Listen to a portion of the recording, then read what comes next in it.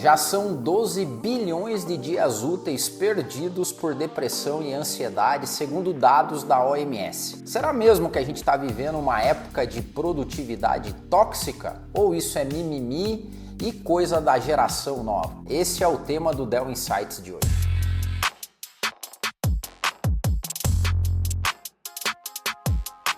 Bom, o nosso tema hoje é analisar um pouquinho sobre produtividade tóxica. Nessa primeira parte eu queria dividir com vocês o que significa produtividade tóxica e por que esse tema tem aparecido no mercado hoje. Primeiro que ele é um tema multifacetado, você tem que olhar ele por diferentes prismas, né? O primeiro é o prisma econômico, vamos dizer assim.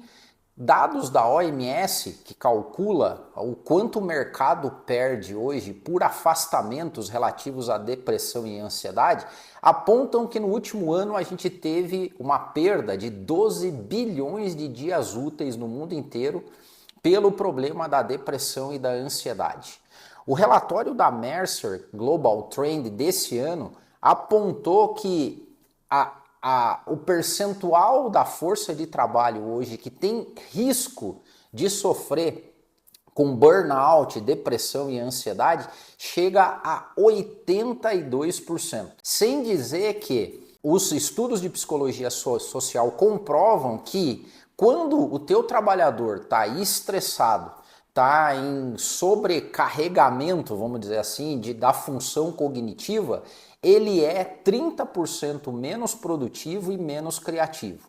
E isso tudo gera um círculo vicioso de pessoas que têm que trabalhar muito mais horas à disposição, são menos criativas e produtivas e desembocam num estágio de depressão, ansiedade e burnout. Então, a todo esse cenário é que nós denominamos hoje de um estado de produtividade tóxica. Além dos aspectos econômicos, a gente precisa colocar nesse caldo os aspectos culturais e sociais depois do advento das mídias sociais e principalmente depois da pandemia, né? Os efeitos da pandemia junto com mídia social aceleraram duas situações claras. Primeiro, a ascensão e até romantização do workaholismo. Ou seja, hoje tá na vibe, tá na trend você aparecer a todo momento sobrecarregado, fazendo alguma coisa, em algum rolê, entregando algum projeto. Isso tá no hype. E do outro lado, nós temos a estigmatização do descanso, onde as pessoas se sentem, e isso são dados do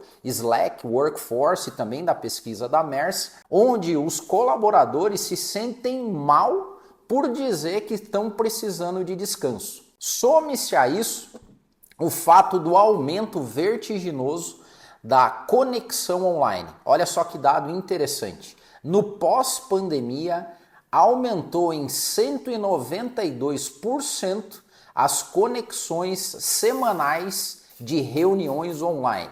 Todo esse fator também cultural e social tem levado ao aumento do que a gente chama de produtividade tóxica. Agora, como a gente sempre faz aqui no Dell Insights, é conectar toda essa situação com a cultura da sua empresa. Se você já é de uma geração mais antiga, feito a minha, você já deve ter trabalhado em algumas empresas que tinha a cultura da hora extra. E até isso deve acontecer até hoje em várias empresas. A cultura da hora extra, ela permeia algumas organizações onde os colaboradores, para se sentirem valorizados e até mesmo vistos pelos seus chefes e líderes, eles costumam trabalhar longas horas. O ponto é que na maior parte das vezes o fato de trabalhar longas horas não está diretamente relacionado com a produtividade desse colaborador. E nesses ambientes de produtividade tóxica, inclusive, o efeito é totalmente contrário. E o que as pesquisas têm nos dito é que esses trabalhadores que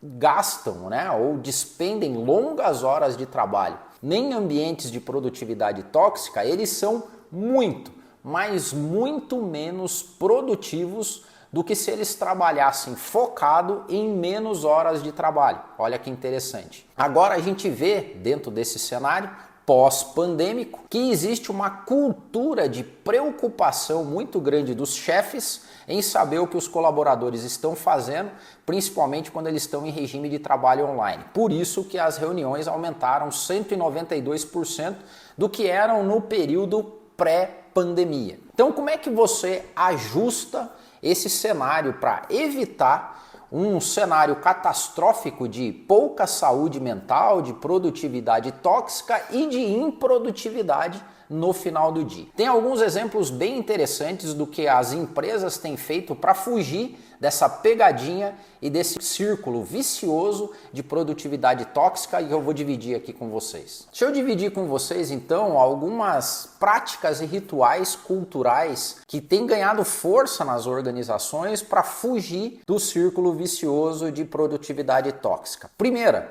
faça com que os seus colaboradores tirem 30 dias de férias. O que a gente vem acompanhando no mundo do trabalho, lembra que antigamente era normal tirar 30 dias de férias. Ao longo do tempo, as férias foram sendo partidas e hoje o tempo máximo de férias é 10 dias numa boa parte das organizações. Isso tem um efeito cruel na saúde dos seus colaboradores. Então, um bom planejamento de férias. Sabe aquela férias quando o cara esquece a senha para acessar o sistema?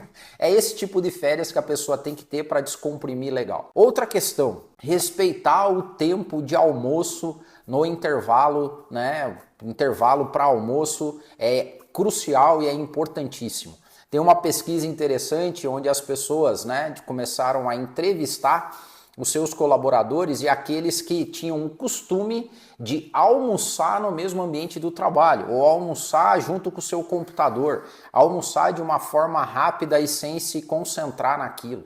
Então isso também é um veneno, e você veja que são rituais simples que podem te tirar de um problema muito sério. E outra é você diminuir o número de intervenções online sem necessidade. Até recentemente tem um experimento, né, um novo processo ritual, cultural da Shopify, que ela proibiu reuniões online com menos de 3 pessoas e que isso não aconteça recorrentemente. E ela criou um contador de quantas horas produtivas são salvas uma vez que eu não faço aquelas reuniões enfadonhas que não tem necessidade de existir. Sabe a bendita reunião que poderia ter sido um e-mail? Então ela não pode existir. E você precisa reduzir drasticamente o número de intervenções online. É inimaginável, é louco imaginar que a gente aumentou o tempo de conexão online semanalmente em 192%. Isso está